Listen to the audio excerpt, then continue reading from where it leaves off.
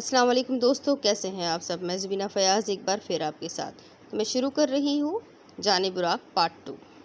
Good morning मम्मा, धीमी आवाज़ में बोलती यूनिफॉर्म में मलबूस पाकीज़ा शाहवेज़ के साथ वाली कुर्सी पर बैठ गई थी। गुड मॉर्निंग बेटा। महरीन इसको देखती अपने नागवार तासुरात छुपाकर हल्का सा मुस्कुरा कर बोली, हेलो एवरीवन। शाहवेज़ पाकीज़ा को जूस डालकर दे रहा था जब तैयार सी नायला अपनी बारीक आवाज़ में मुस्कुराते हुए बोलती शाहवेज़ के बिल्कुल सामने वाली कुर्सी पर बैठ गई थी। शाहू, ये कौन है? पाकीज़ा ने उसे देखकर सवालिया निगाहों से शाहवेज़ से सवाल किया। ममा की फ्रेंड की बेटी है, कुछ देर हमारे साथ यहीं रहेगी। उसको नाश्ता शुरू करने का इशारा करता शाहवेज़ सपाट लहजे में बोला। पाकीज़ा ने समझकर सर हिला दिया और जूस पीना शुरू कर दिया। हेलो स्वीटी, रात को ठीक से सोई थी? महरीन ने भरपूर मुस्कुराहट के साथ नायला से पूछा था, जो बेशर्मों की तरह शाहवेज़ को देख रही थी। जी आंटी, नायला ने महरीन को जवाब देते हुए अपने लिए नाश्ता प्लेट में निकालने लगी थी। नायला की तरफ जब पाकीज़ा ने देखा तो उसने उससे मुस्कुराहट पास की, मगर वो उसे इग्नोर करती शाहवेज़ को देखने लगी थी। शाहू, ये आपको क्यों घूर रही है? पाकीज़ा ने जेलस होते मासूमियत से शाहवेज़ से कहा, जो उसको अपने लिए पॉजिटिव देखकर मध्यम सा मुस्कुरा रहा था। वो हम दोनों की तरफ देख रही है कि हम साथ में कितने प्यारे लग रहे हैं, और अगर नाश्ता कर लिया हो तो रूम में आओ। शाहवेज़ उठता हुआ बोला था। पाकीज़ा उसकी बात सुनती फ़ौरन उठकर उसके पीछे चल पड़ी। आंटी, आपका बेटा तो मेरी तरफ देख भी नहीं रहा। शाहवेज़ के जाते ही नायला बोल पड़ी, तुम्हें सब्र करना पड़ेगा। मैं जल्द ही उसे तुमसे शादी करने के लिए राज़ी कर लूँगी, लेकिन तुम्हें भी मेरा साथ देना होगा, और जैसा मैं कह रही हूँ वैसा ही करना होगा। महरीन की बात पर उसने आंखें घुमाते हुए सर हिलाया था। शाहू, मुझे वो बिल्कुल अच्छी नहीं लगी। पाकीज़ा ने रूम में दाखिल होते ही शिकायत की। वो मॉम की गेस्ट है पाकीज़ा, और मैं नहीं चाहता कि तुम उससे बच्चों की तरह लड़ती फिरो। शाहवेज़ ने उसके पास आते ही उसके गाल को हल्के से सहलाते नरम लहजे में कहा। शाहू, मैं किसी से भी नहीं लड़ती, उसने जैसे शाहवेज़ को बताया था। पता है मुझे, लेकिन मैं चाहता हूँ कि तुम उससे दूर ही रहो। और रात को डिनर के लिए मॉम के साथ अब से तुम रोज़ाना हेल्प करवाया करोगी।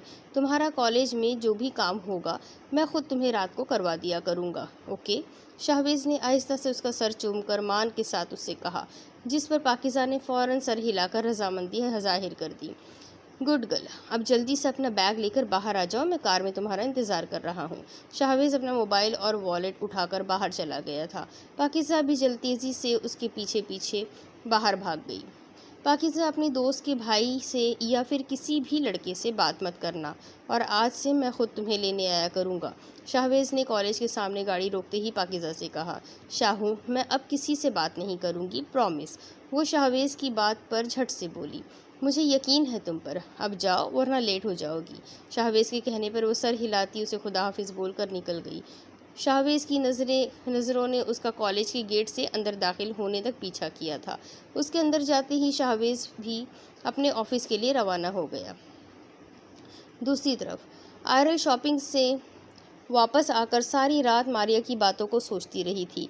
उसे ये तो यकीन था कि बुराक उसे अच्छा लगता है, मगर अब वो उसे पसंद करता है या नहीं, उसे ये मालूम करना था।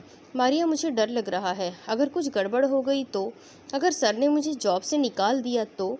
आयरल ने अपना खदशा जाहिर किया। यार, तुम मुझ पर भरोसा रखा करो, मुझे यकीन है सर तुम्हें नहीं निकालेंगे, मारिया ने उसे तसल्ली दी। मारिया, मेरा फेवरेट स्टॉलर कहाँ, क्या तुमने देखा है कहीं? मुझे मिल नहीं रहा। आयरल ने उससे स्टॉलर की बार को याद करते हुए पूछा। नहीं, और तुम जल्दी से नाश्ता करते हुए नीचे आ जाओ, मैं कार में तुम्हारा वेट कर रही हूँ। महोश के किचन में दाखिल होते ही मारिया कमरे से निकल गई। आयरल, तुम आग के साथ खेलने का सोच रही हो। वो शख्स तुम्हारी सोच से भी ज़्यादा ताकत रखता है।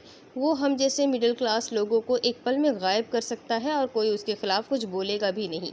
और मारिया की बातों में मत आना, खसारा सिर्फ और सिर्फ तुम्हारे हिस्से में ही आएगा। महुश, जो उनकी बातें सुन चुकी थी, उसने आयरल को वार्न किया था।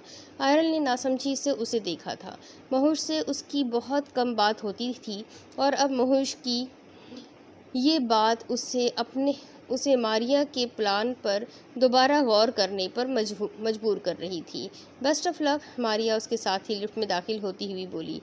आयरल ने आहिस्ता से सर हिला दिया। घबराहट से उसकी हथेलियां भीग रही थी। एमा, क्या सर आ गए हैं? आयरल लिफ्ट से निकलती सीधा एमा के पास पहुंच गई।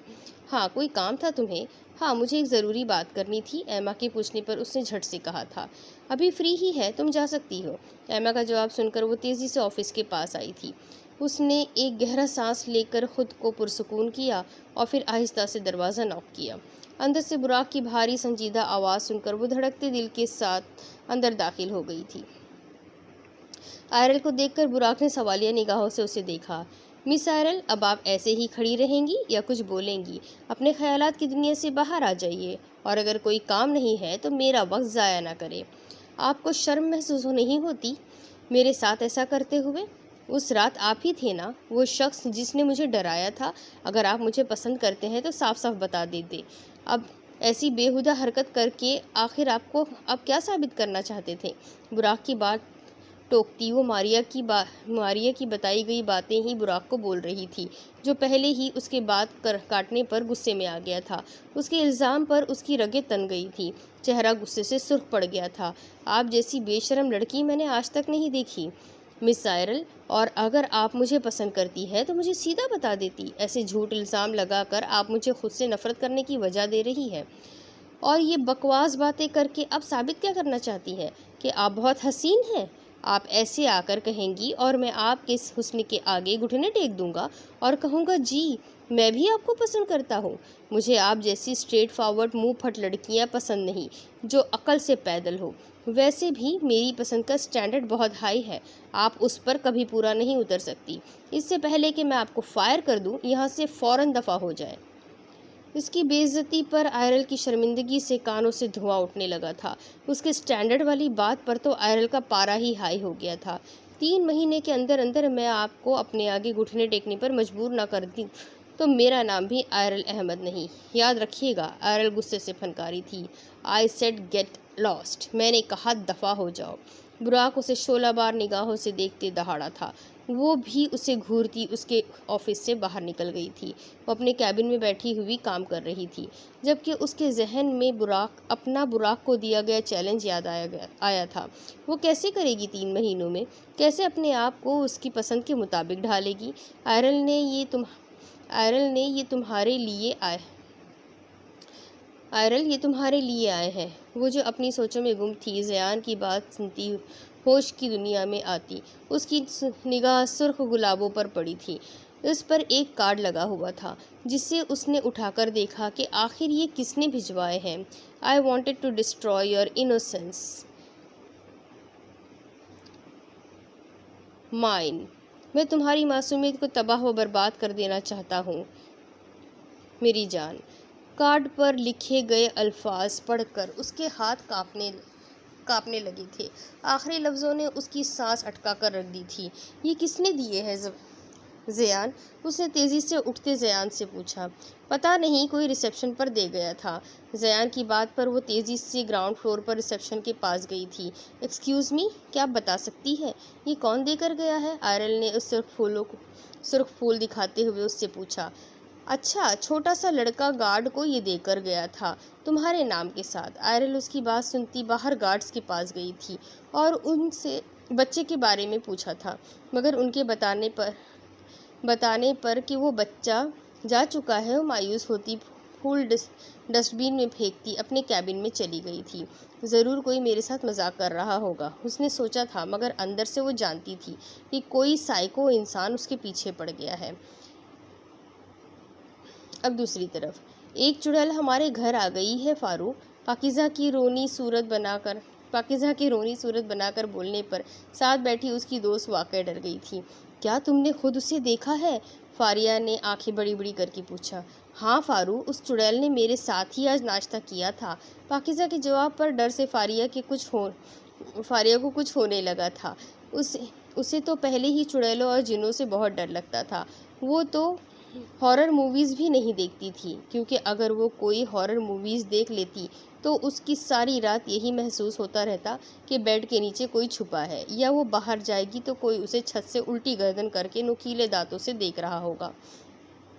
उसे तो लगा था कि उसकी ये दोस्त डरपोक है, मगर अभी उसकी चुड़ैल के साथ मुलाकात का सुनकर उसे लग रहा था वो बहुत बहादुर है। उस चुड़ैल ने तुमसे कोई बात की?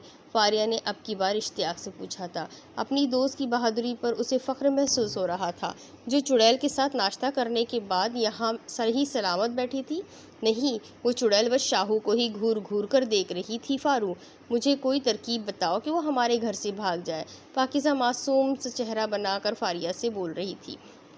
तुम फिक्र मत करो, मैं अम्मी से बात करूंगी। वो ज़रूर किसी बाबा जी को जानती होगी जो आसानी से उस चुड़ैल के साये को तुम्हारे शाहू के सर से दूर कर देगा। उसे पाकिज़ा पर बेइख्तियार तरस आ रहा था। बाबा जी क्यों फारू? वैसे उस नायला चुड़ैल को सिर्फ मम्मा ही निकाल सकती है, वही उसे हमारे घर लाई है। पाकिज़ा की बात पर फारिया की मज़ीद आंखें फैल गई। तुम्हारी मम्मा एक चुड़ैल को क्यों अपने घर ले आई है? तुम बहुत बहादुर हो पाकिज़ा, जो एक चुड़ैल के साथ रह रही हो। फारिया की बात पर पाकिज़ा ने नासमझी से उसे देखा। उस नायला चुड़ैल के साथ मैं नहीं रह रही, मैं तो शाहू के साथ रहती हूँ। फारिया, क्या मतलब? उस चुड़ैल का नाम भी है? फारिया ने अजीब सा मुँह बनाकर पूछा। फारू, वो चुड़ैल नायला मम्मा की दोस्त की बेटी है। मम्मा ने ही सुबह आज उसका नाम बताया था।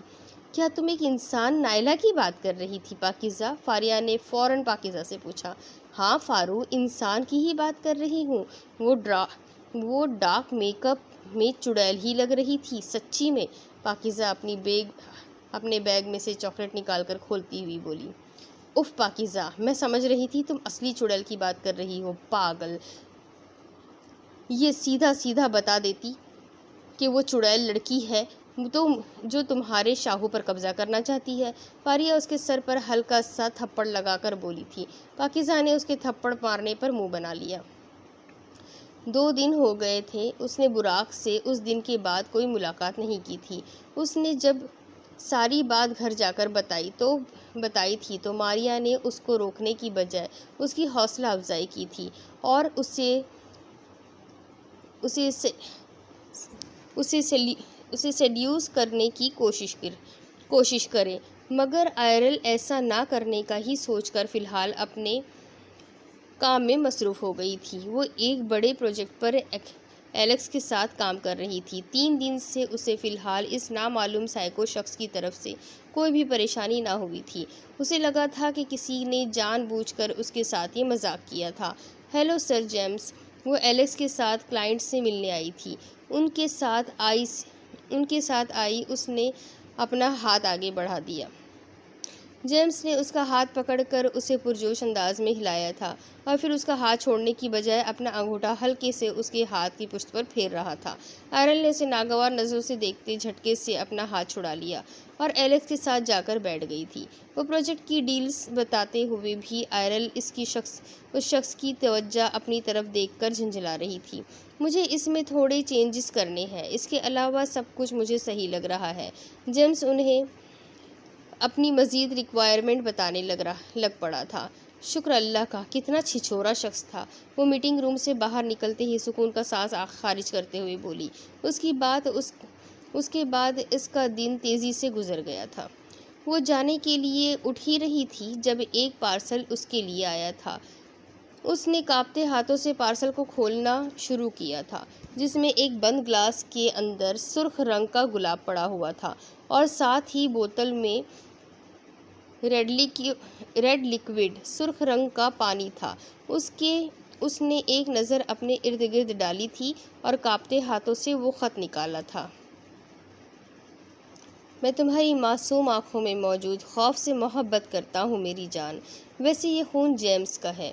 वो ख़त पढ़ते ही उसकी निगाह उस गुलाब के फूल की बोतल में मौजूद रेड लिक्विड जो कि जेम्स का खून था उस पर पड़ी थी। खौफ से उसका दिल बंद होने को था, जबकि घबराहट से उसकी पेशानी नम हो गई थी। बेसाख्ता उसकी आंखें भीगी थी। वो एक नज़र अपने इर्द गिर्द डालकर तेज़ी से पार्सल को बंद कर चुकी थी।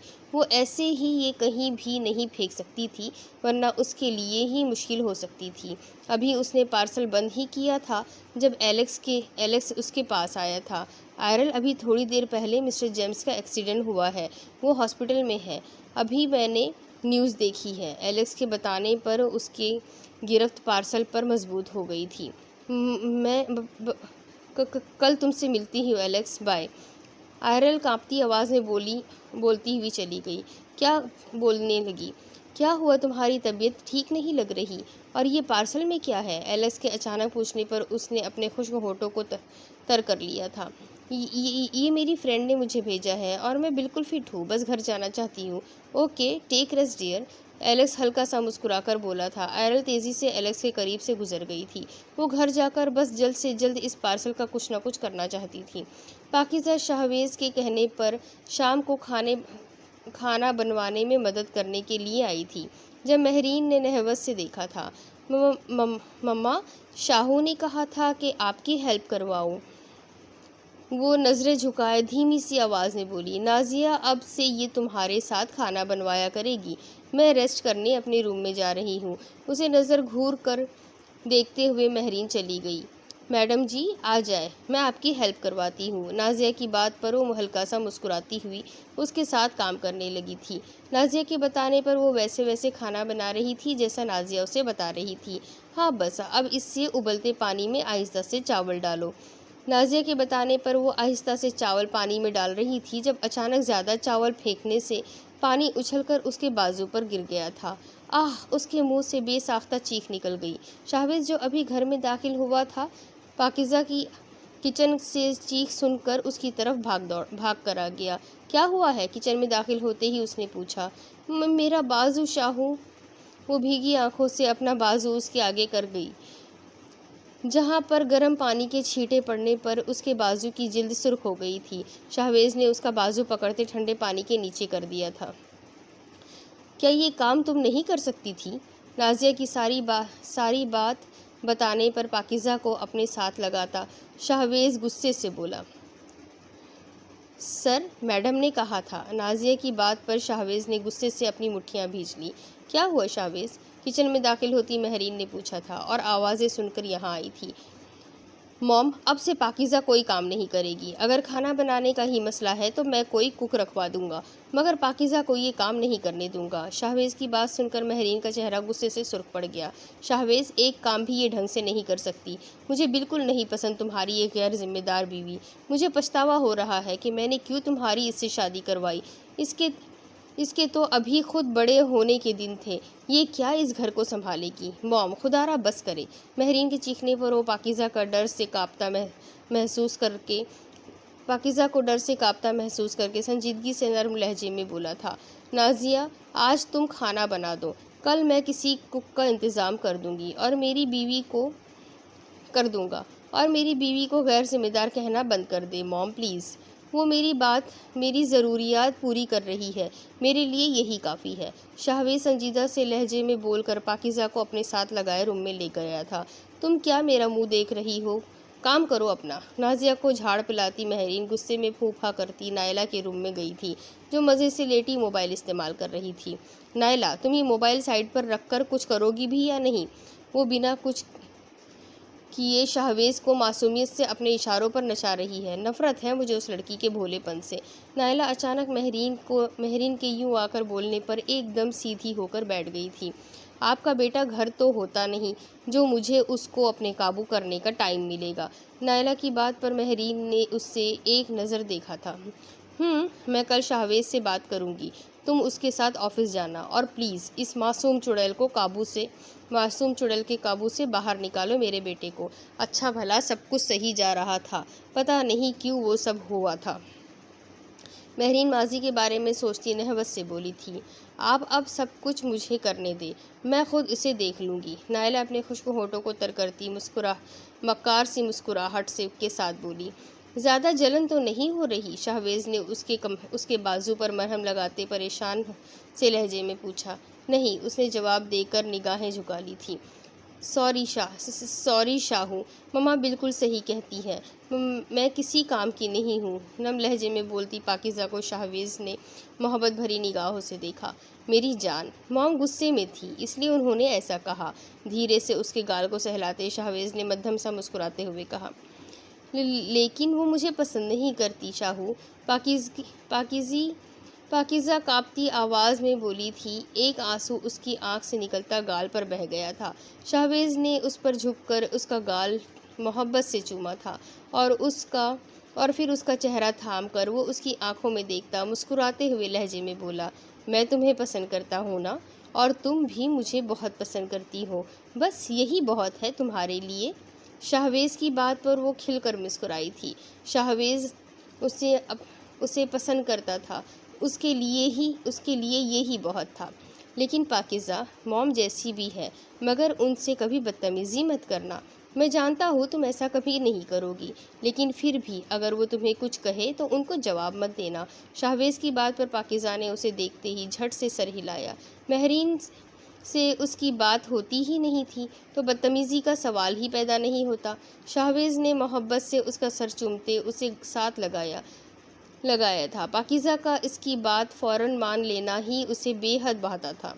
फ्लैट में पहुंचते ही वो सीधा अपने रूम की तरफ भागी थी। अपने रूम को अच्छे से लॉक करते उसने अपना बैग और स्टॉलर बेड पर फेंका था और पार्सल को तेज़ी से वॉशरूम में ले गई थी। उसमें से वो बंद ग्लास उसने कांपते हाथों से बाहर निकाला था। उसमें मौजूद खून देखकर उसका दिल ख़राब हो रहा था और साथ ही उसे मतली महसूस हो रही थी। उसने बेसाख्ता उल्टी की थी। उसका दिल बहुत ख़राब हो रहा था। इस गिलास को साइड पर रखकर उसने कुल्ली की और फिर उस गिलास को ऊपर से खोलकर उसने वो खून और गुलाब फ्लश कर दिया था। इस बंद ग्लास में हल्का सा पानी डालकर उसे मुकम्मल तौर पर साफ़ करते उसने डस्टबिन में फेंका था। वो जानती थी कि पुलिस के पास जाना उसके लिए बहुत मुश्किल हो सकता है और अगर किसी को ये खून वाला ग्लास दिख जाता तब भी प्रॉब्लम हो जाती। उसने वो फेंकने के बाद रगड़ कर अपने हाथ धोए। वॉशरूम के फर्श पर ही वो एक तरफ बैठ गई थी।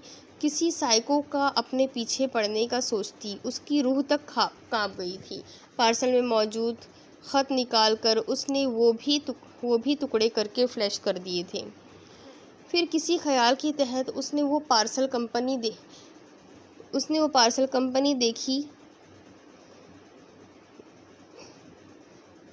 कंपनी देखनी चाहिए थी जिसने ये डिलीवर किया था। कंपनी का नाम देखते उसने कल उस जगह जाकर उस पार्सल भेजने वाले के बारे में पूछने का सोचा था। आखिर कौन कर रहा है और क्यों?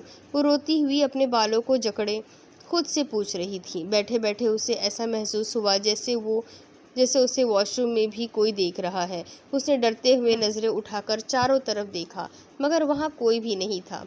ये सिर्फ मेरा वहम है, यहाँ कोई नहीं है, खुद को तसल्ली दे रही थी।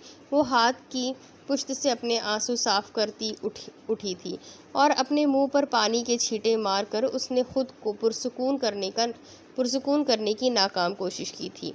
अपना मुंह साफ करते वो कमरे में आती अपना मोबाइल निकाल कर देखने वाली थी जब अचानक उसके कमरे के दरवाजे पर नॉक होने पर वो बुरी तरह डर गई थी। आयरल, आर यू ओके? महविश की आवाज़ पर उसको सुकून महसूस हुआ था। यस। आयरल दरवाज़ा खोलकर महविश को देखकर हल्का सा मुस्कुराई थी। ओह ओके, आ जाओ, डिनर करते हैं। नहीं, मुझे भूख नहीं लगी, तुम लोग खाओ, अगर मेरा दिल किया तो मैं बाद में खा लूँगी। आयरल की बात पर महविश सर हिलाकर चली गई थी। उसके जाने के बाद आयरल अपने कपड़े चेंज करती सोने के लिए लेट गई थी। वो फिलहाल अपने दिमाग को पुरसुकून करना चाहती थी। आधी रात का वक्त था। रात की खामोशी में एक अजीब सी वहशत थी। आयरल नींद में थी जब उसे एक ठंडी चीज़ अपने मुंह पर महसूस हुई थी। आहिस्ता से आंखें खोलकर उसने अंधेरे में खुद पर झुके वजूद को देखा था और जैसे ही उसने चीख मारने की कोशिश की थी उसे महसूस हुआ था उसके मुंह पर टेप चिपकाकर उसकी आवाज़ का गला घोटा गया है। उसने अपने हाथों को हरकत देनी चाही थी जब उसे पता चला उसके बाजुओं और टांगों को बांधा गया है। बेबसी के एहसास से उसकी आंखों से आंसू निकलते तकिए को भिगो रहे थे। उसे नुकीली ठंडी चीज़ अपने मुंह पर दोबारा महसूस हुई थी। वो जो खुद को आज़ाद करवाने की कोशिश करने लगी थी, फौरन साकिन होती हुई थी। उसने अंधेरे में खुद पर झुके शख्स की शक्ल देखना चाही थी, मगर अंधेरा ज़्यादा होने पर वो कुछ ख़ास देख नहीं पाई थी। या अल्लाह मेरी मदद कर, उसने दिल में कहा था। मैं तुम्हारी इस बेबस हालत से मोहब्बत करता हूँ। हा हा हा, मुझे तुम्हारी हर चीज़ से मोहब्बत है। वो गहरी भारी आवाज़ में चाकू उसकी गर्दन पर चलाता बोलता, बीच में पागलों की तरह हंसता था। चाकू उसकी गर्दन पर पिछले हिस्से की तरफ जब गया तो उसने बेसाख्ता दूर होने की कोशिश की थी, मगर वो चाकू उसकी गर्दन पर लग चुका था। आह हेल्प मी, वो एक कान फाड़ देने वाली चीख से उठी थी। उसने ज़ोर से अपने बाल जकड़े थे। वो बैठी वो तेज़ी से बेड पर हिल रही थी। उसकी चीख सुनती मारी और महविश तेज़ी से कमरे में दाखिल हुई थी, मगर उसे बेड पर बैठते पागलों की तरह बालों को जकड़े देखकर वो दरवाजे में ही रुक गई थी। आयरल, क्या हुआ है यार?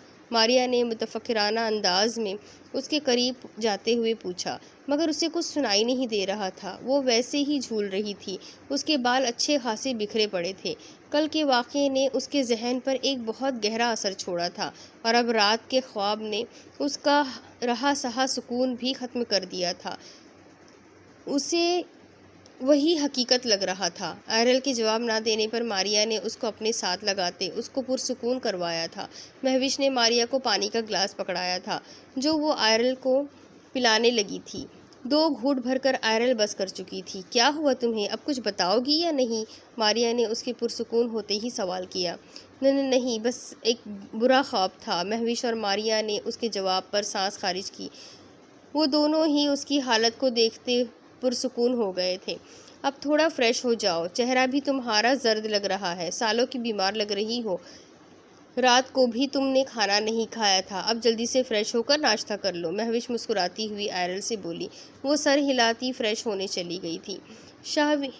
शाहवेज़ महरीन के कहने पर नायला को अपने साथ ऑफिस ले तो आया था, मगर नायला कोई भी काम करने की बजाय बस उसे ही घूर रही थी। नायला, तुम बाहर जाओ और मेरे असिस्टेंट को अपना नाम बताओ, वो तुम्हें काम बता देगा, सपाट से लहजे में शाहवेज़ बोला था। शाहवेज़ मैं आपके साथ काम करवा दूंगी।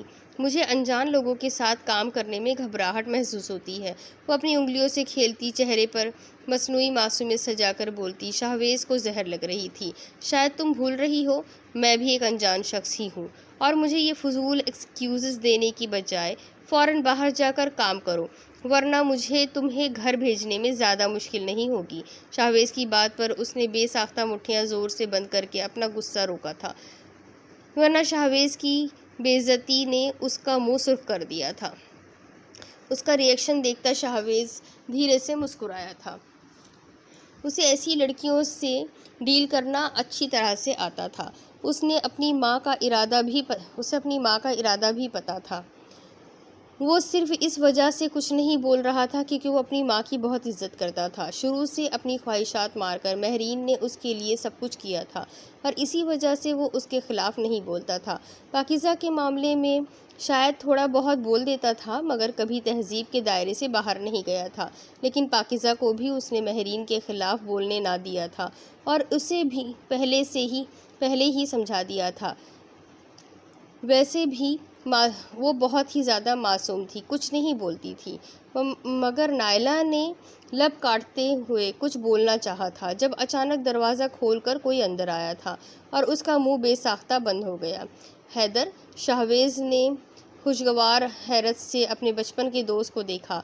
वो तकरीबन 3 सालों बाद पाकिस्तान वापस आया था, वरना वो कतर रह रहा था। शाहवेज़ पुरजोश अंदाज में हैदर के गले लग गया था। शाहजी, हैदर के बोलने पर वो बेसाख्ता मुस्कुराया था। ओह सॉरी, क्या मैंने कुछ डिस्टर्ब किया? हैदर की जब निगाहें नायला पर पड़ी तो वो शाहवेज़ को मानी खेज़ नज़रों से देखता हुआ बोला। नहीं, नायला बस जा ही रही है। शाहवेज के तारुफ ना करवाने पर उसके कानों से शर्मिंदगी से धुआं निकलना शुरू हो गया। My name is Naila. वो शाहवेज को घूरती हल्का सा मुस्कुराकर हैदर से बोली। Hello Naila, nice to meet you. Haider मुस्कुराकर बोला और एक सवालिया निगाह उसने शाहवेज पर डाली। ये मॉम की फ्रेंड की बेटी है, कुछ दिनों के लिए हमारे साथ रहने आई है। शाहवेज के बोलने पर हैदर ने समझते हुए सर हिला दिया।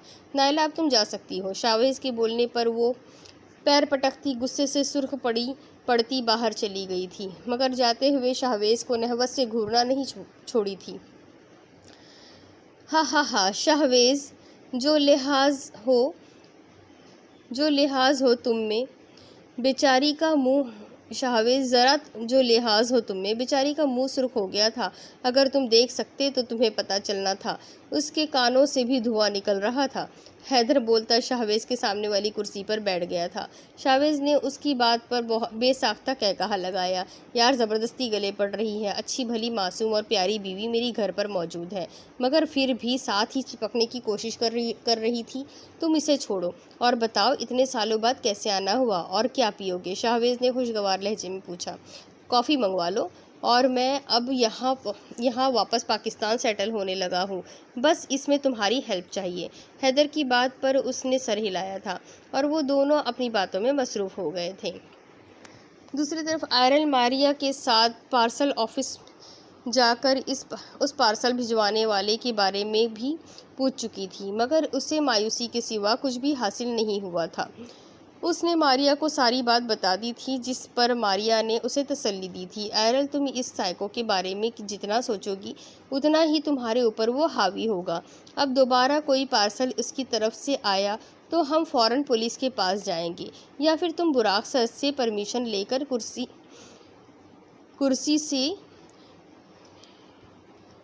लेकर सीसीटीवी फुटेज चेक कर लेना। तुम्हें इस तरह भी पता चल सकता है कि वो कौन है। मारिया की बात पर वो थोड़ा सा पुरसुकून हो गई। वो एलेक्स के साथ इस वक्त प्रोजेक्ट पर काम कर रही थी जब एलेक्स की हैरत भरी आवाज़ उसे सुनाई दी। ये तुम्हारी गर्दन पर क्या हुआ है आयरल?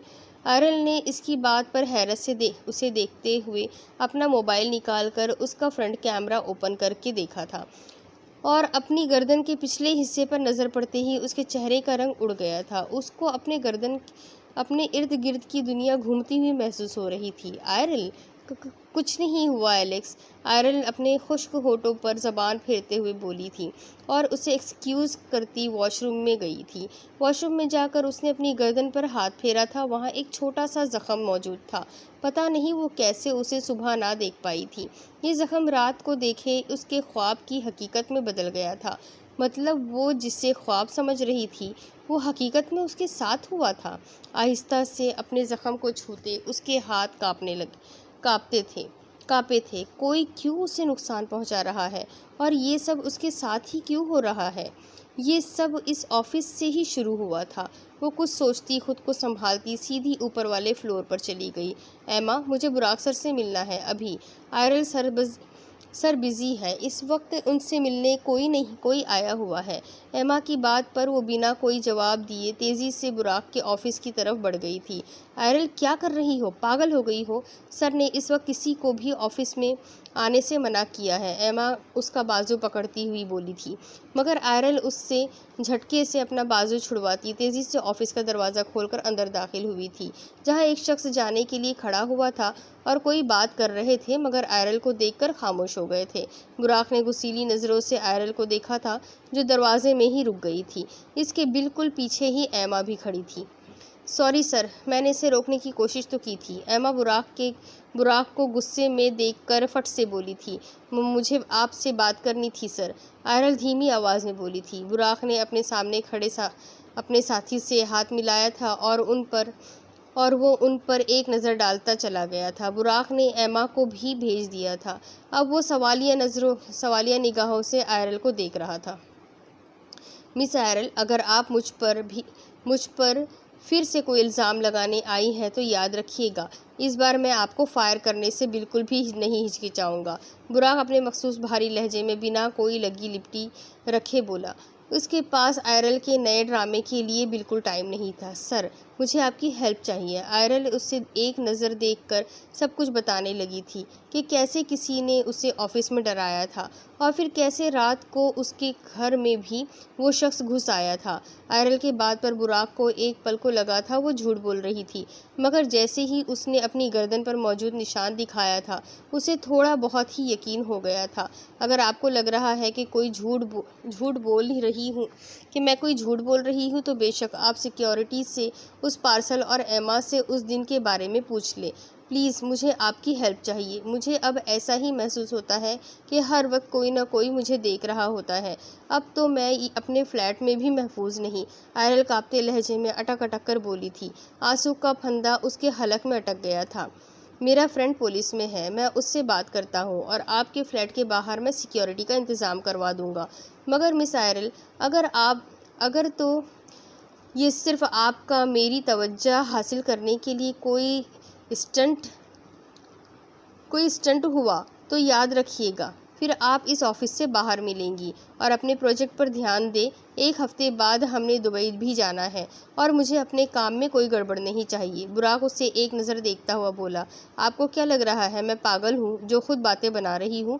और मुझे कोई शौक़ नहीं है अपनी सी दुगनी उम्र के अंकल से शादी करने का। एंड थैंक यू मेरी हेल्प करने के लिए। मैं प्रोजेक्ट पर अपनी पूरी जान लगा दूंगी।